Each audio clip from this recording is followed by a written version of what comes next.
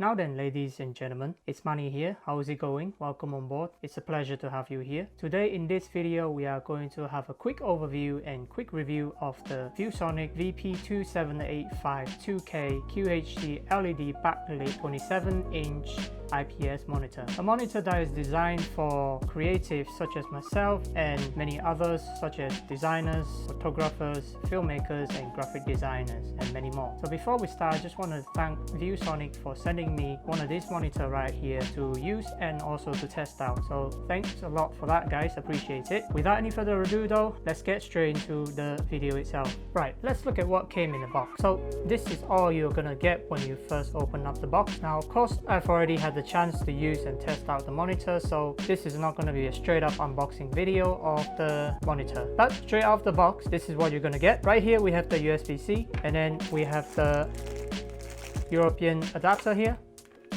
and then we have the USB 3.0 DP port, and then we also have the UK adapter, and then obviously then we have the power brick, as well as the monitor and the monitor stand.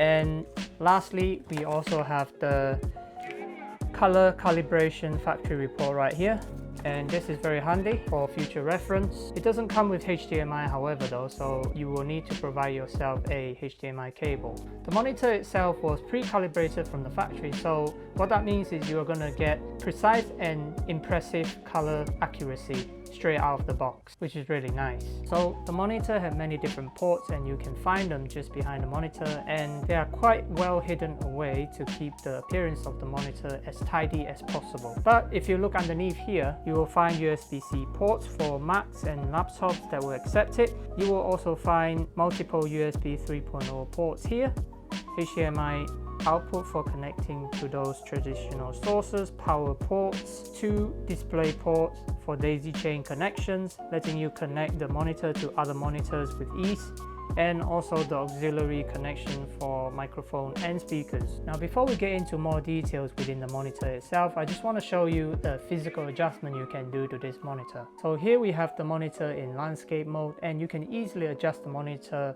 upwards like that and downwards like that with just one finger, and that's how easy it is. Now I've previously used many monitors in the past and they are not the easiest and the most convenient when it comes to adjusting heights and the angles of the monitor.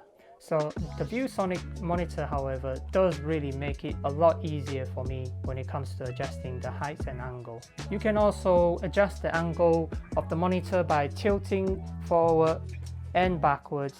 Very handy for those people who are taller or smaller, or if you're wanting to work on a slightly different angle, whether you're on a higher angle or lower angle. Now another cool adjustment you can do to this monitor is you can also rotate this monitor into portrait mode like this, which is really cool. And you can also work in portrait mode like that if you want. And the last adjustment you can do to this monitor is you can also swivel the monitor into different angles like this, and you can go even that way.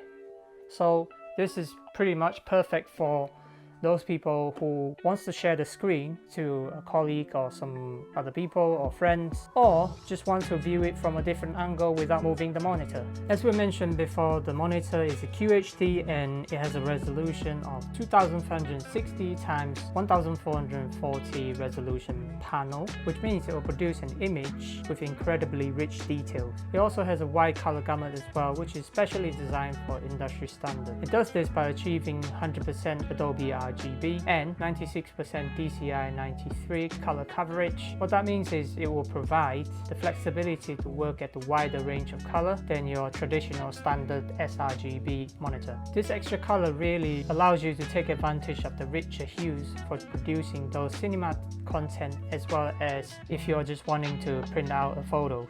The monitor also has a built-in IPS panel. Now this means you'll be able to enjoy the rich color contrast and get consistent different level of brightness of the monitor. This feature will definitely come in handy for many people when it comes to editing. So the next thing we are going to do is we are going to go through the menu system and look through the basics and what you can find inside the menu itself. Now, I'm not the expert when it comes to monitor, so I won't be touching any of these settings since the monitor already came pre-calibrated in the factory, but we will navigate through the menu system just to have a look and see how easy it is to make a different adjustment as you want. So first we have the input select. This is pretty much a very self-explanatory tab. And the second one, we have the audio adjustment. Again, this is pretty self-explanatory as well. When you go down, you have the volume select and also the muted on and off. The next one we have is the view mode. This is really useful for different purposes and scenario.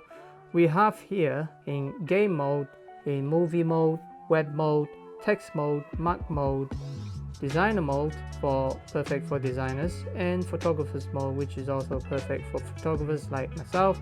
Now within the mode itself, once you selected them, you can make extra micro adjustment as well to suit your need, but I normally tend to just leave them alone as it is, unless I am doing some kind of photo editing, which I will then switch it to photographer's mode in photo.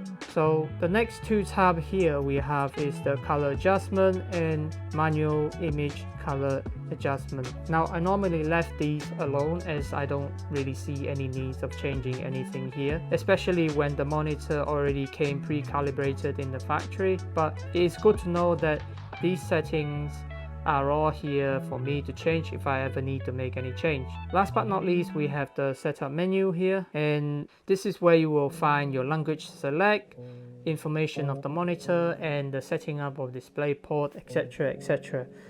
But there's also all these bits and bobs here you can go into, which is the resolution notice and the OSD timeout, OSD background, OSD pivot, power indicator, auto power off, and the sleep mode, which you can then adjust to the time that you want the monitor to go to sleep. So conclusion, what do I like about the monitor? I like the ease of use of the monitor and how easy it is to adjust the height and the angle of the monitor as you wish. And I also like that you can easily rotate the monitor into portrait mode and you can almost turn it into like a commercial display monitor. And another feature that caught my eyes are the ability to change the different modes within the monitor for the screen based on the different types of work that you will be doing. Now, whether that will be photography or filmmaking, graphic designing, web browsing, watching movie, gaming, all of which will have different brightness and white balance and color contrast to suit different needs. Now, the final thing I like about the monitor is that it came pre-calibrated from the factory. So that means I don't have to go through the process of calibrating the monitor, and that does make life a lot easier for us as a creator. Anyway, I hope you guys enjoyed this quick overview and review of this monitor that I put together, and I also hope that you will find it useful in some way. And if you do find it useful, don't forget to hit that like button and do consider subscribe and follow if you haven't yet already. And any question, just drop a comment down below. I will do my best to reply. Until then, I will see you on the next video. See ya.